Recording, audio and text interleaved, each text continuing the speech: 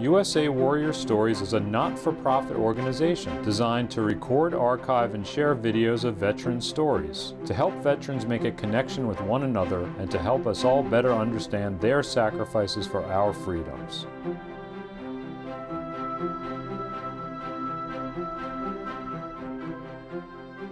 My name is Ronald Campsey. I was born June 29, 1942, oldest of 12 children.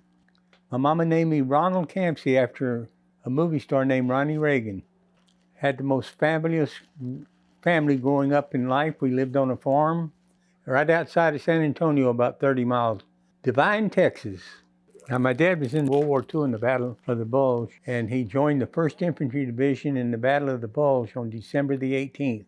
And he was in the Big Red 1, 1st to the 26th.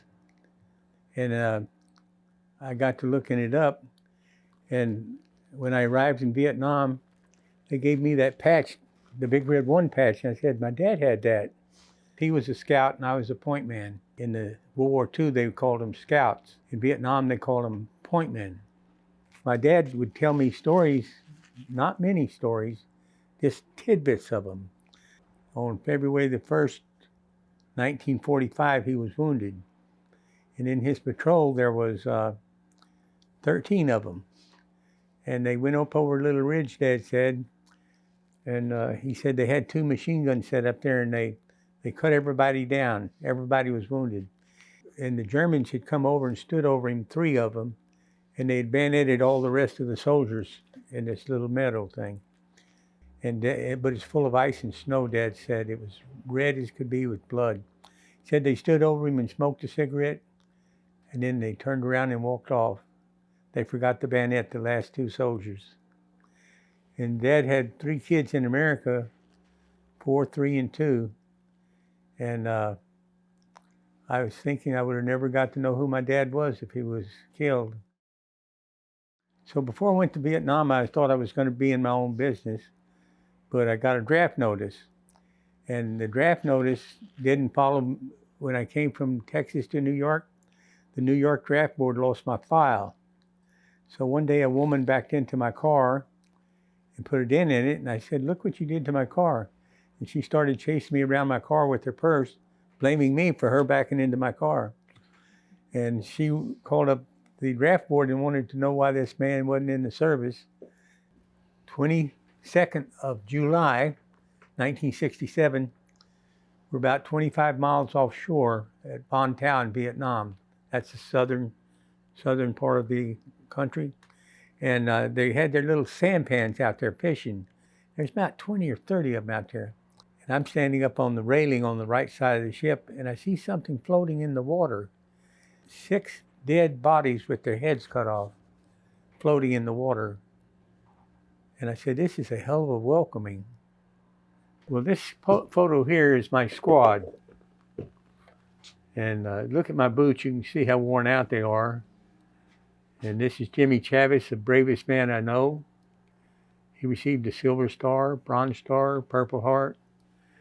And look at his boots, he's new because he just probably came back out to the field. And your feet would get wet and rainy and everything. And so this is where we would live for 2 or 3 days. And this is the Michelin rubber plantation that they bulldozed down. This was October 6th of 1967. We were getting ready to go out on ambush, and I carried an M14. It's got a pistol grip there, AR-14, and we had the vest on. But see, the sun is setting in the trees. That's how I know and plus I had a vest on, so that's how I knew I was going out on ambush. On October 30th, we were going up Hill 207.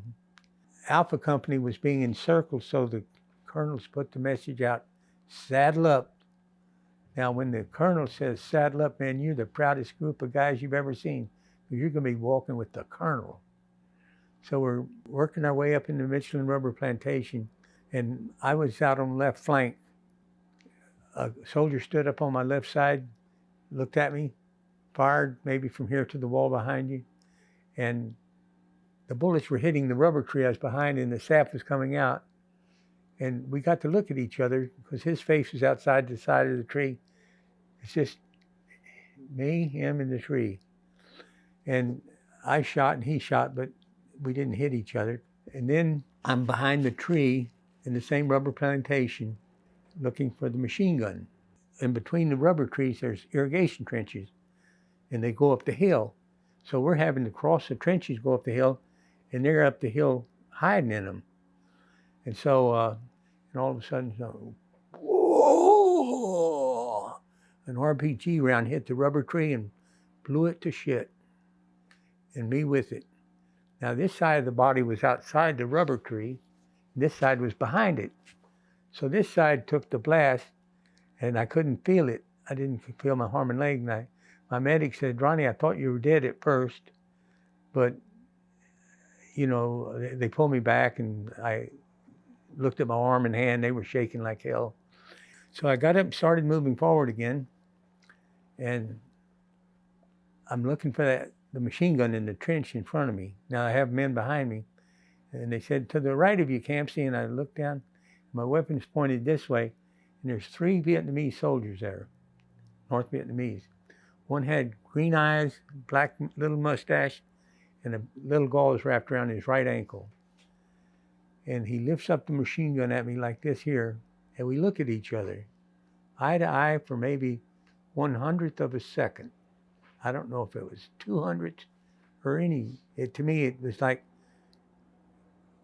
and my weapon's this way. And so I jump on the other side of the trench, and I tell Heyman behind me to throw a grenade in the trench. And he threw the grenade in the trench, and it blew up. Then I jumped up over him as soon as the dust settled. And I wanted to make sure they were dead, and they were still flinching and stuff, so I fired. And then they kept, I think by then I was completely gone. And because when I would shoot, the bullet would go in them, and they'd flinch, and smoke would come out of the hole. In my eyes, I was seeing this. In my eyes, it was like, and every time they'd flinch, I'd shoot again, because I wanted to make sure they were dead. And I couldn't stop shooting until I fired all my 20 rounds. This picture here is October 30th, 1967. Mm-hmm. Anyway, this is the Michelin rubber plantation, and these are the irrigation channels between each row of trees.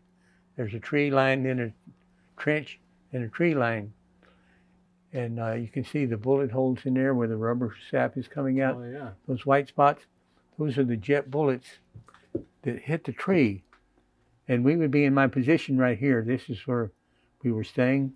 And that's an AK-47 that a soldier tried to kill me with. I was the oldest, and being the oldest of 12 children, I became the parent of 25 guys. The camaraderie that you share in service is the strongest you'll ever have in life. So when one of them would die, a piece of you would die with them.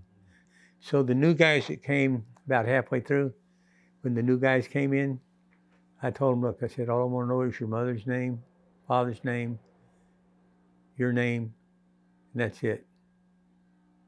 Because I don't want to know about your sister, you know why? Because you got too much, you got too close. So you kept it at arm's length. So on May 4th, my lieutenant was killed, the radio man was killed, and the lieutenant I'd gotten close to, because his wife was pregnant in America and my wife was pregnant in America. And on that day, that May 4th morning, we went out around 8:45, and they didn't, the night before, they changed who was leading the patrol. We weren't supposed to be leading it, but the morning of the patrol, they said they changed things, and Ronnie, the first platoon will be on point. And I got angry at that because we had a new captain and a new colonel and new lieutenants. I had my flank man out there, and he waved to me and I went out there, and in a little pagoda was a bowl of warm rice and a North Vietnamese hat. I went to the captain, said, sir, you got to stop the patrol. He said, Campsey, we'll go further up. Now, if an old sergeant would have come to you and said that to you, you should say, stop immediately. But he didn't. And I ran forward to tell my lieutenant so he could stop it. I got up to him and was telling him that we had to stop the patrol. And about 25 steps behind him was about 50 NBA soldiers running because we had surprised them. Little pigs running around on the ground, chickens, everything, but none of the regular villagers. The villagers had all left because they knew that the VC had come in and was storing ammunition there. I had a law weapon that's a tank anti-weapon that knocks out a tank or artillery, and you carried it on your shoulder for a year, and it's this big, but it pops out. Pops out. And they were running from this little, a big thatch hut, like a command in the village. So I said, shit, I'm going to see how I'd carried it for 11 months. And so I was going to fire the law through the hooch and blow it up. That weapon could still be flying in the air. I don't know, because it went through one side and out the other side and was just going. I never heard if it blew or not. And so I get back there now. Things are happening so fast it makes your head spin. I made my way back to where the lieutenant and them was at. In that time, he got shot through the groin. I asked where my point man was. Red Man Johnson and Harrelson were missing. And so, being that I was older, those were all the men were my men, regardless whether they were just my little unit. And so I asked him, I said, does anyone know where Red Man is? They said he was in front. So me and my radio man, we started moving forward to find them. And the bullets started flying. So my radio man got shot through the arm and leg, and the bullets are hitting like this, and the dust is flying in your face. And I pulled him back, and this is a matter of minutes or seconds. The lieutenant was shot through the groin. He was bleeding out.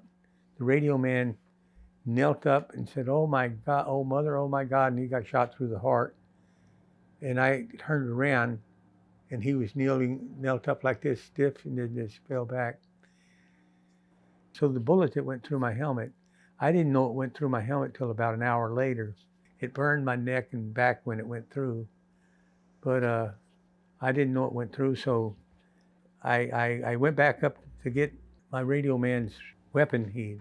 When I pulled him back, he left the weapon there, and the bullets started flying all around like, I mean, literally, the dust is in my face, and there's nothing, you can't hide like this or this, but I'm laying as close to the ground as you can get. Red Man went up there. Bruce told me this. It took me 30 years to find out Bruce. Once I found Bruce, he told me how Red Man died. I always figured Red Man died in a glory of bullets, because I could picture him laying down in the field on his back out there with his AR-14 just showering the ridge line. Well, Bruce told me it wasn't that way. Bruce said, Ronnie, I looked back around and all that was sitting beside me were his legs. RPG had hit him in the midsection and blew his upper body off. So all it was there was his legs. And my friend said he carried him back and rinsed him off in the creek. Our patrol wasn't plotted, that was the problem. So we didn't get help right away. An old timer would make sure that every position is covered.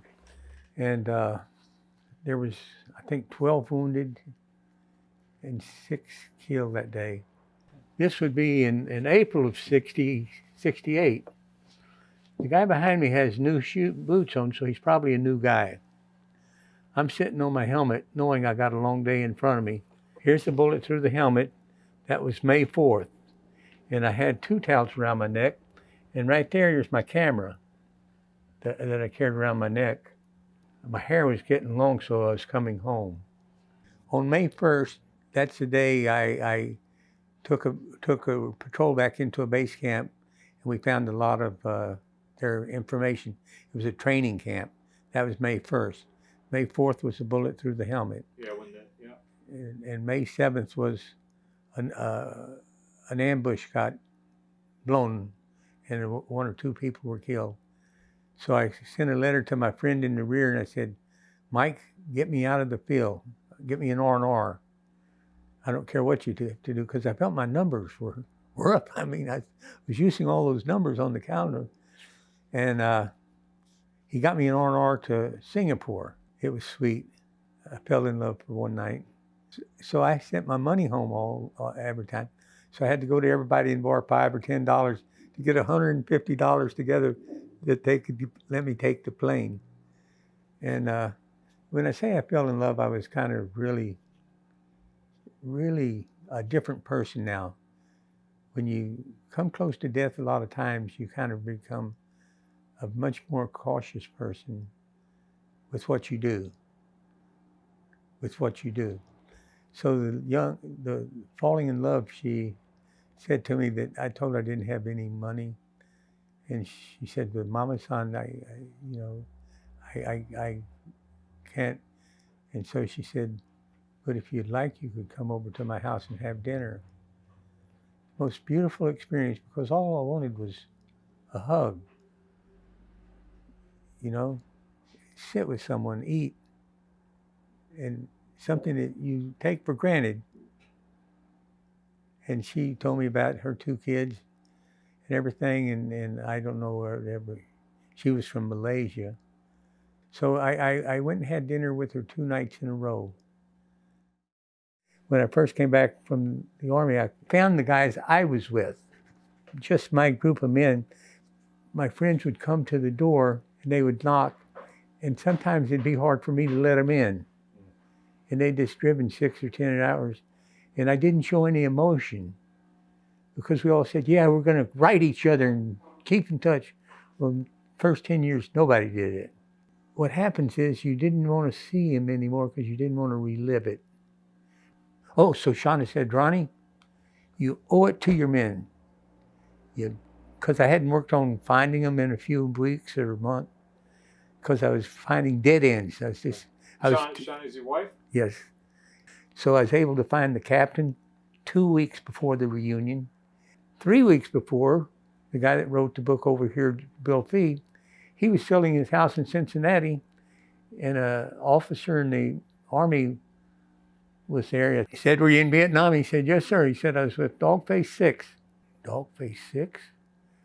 Colonel Cavazos? He said, yes, he was our colonel. Bill told him. He says, well, he's not a colonel anymore. He's retired as a 4-star general. And I found somebody that helped me get the phone number, and got it, and I called him and I said, well, General, would you mind if I got your mailing address? Because I wanted to write him a letter and tell him why it was important for these 20 guys to come to see him. Because when we arrived in Vietnam, you made us feel like giants, and you were a great leader. And so he sent me his address, and I wrote it, and his wife got it. So I called him a few days later to give him time. He said, soldier, you know that letter you wrote? He said, yes, sir. He says, the little lady got it. He says, the little lady got it and said, Dick, you owe the Army one more thing. You gotta go be with your men. And that chokes me up because he came. So 20 came, and their wives came. See, their wives never got to see him cry, never got to see anything. And so we had 3 after that. I called about 7 or 8 of the parents whose children were killed with me. I kept my green book in my pouch, so I kept where they came from. Finding the parents, some of them would holler at me, why did it take you so long? And I said, I just found out yesterday how to find your phone number. And I said, because I had to ask him if they had a child in Vietnam or they lost, because they didn't want to go through the thing unless they had the right parent. And so I explained to him that they were with me. Your children were with me. And I said I felt it was my moral responsibility and it all in my power to find you and call you. And I'm getting goosebumps saying that. But because I felt I wanted them to know that their son wasn't in vain. And we tried to help him as much as we could. Now, there's the medals here. I put those up. People didn't understand. And so I wrote this that day. On May 4th, 1985, I put my awards up for public display. For the first time in 17 years, I removed them from the black folder, which I had tucked away in an old black satchel. Cold chills ran down my back and tears flooded my eyes. Did I cry for the traumatic times I myself experienced, or did I cry for the guilt I felt in earning these awards? Did I cry for my friends who died all around me? I could do nothing. for them? Or did I cry about how most people misunderstood what the infantrymen went through in Vietnam? Perhaps it was a combination of all these things. So you see, you must understand this wall is not an ostentatious display, but rather it is a personal catharsis as well as a sincere dedication to all combat veterans, and especially those of the 1st Infantry Division, 1st Battalion, 18th Infantry, Company D, 1968. I call us American heroes. I was determined that they wouldn't be forgotten.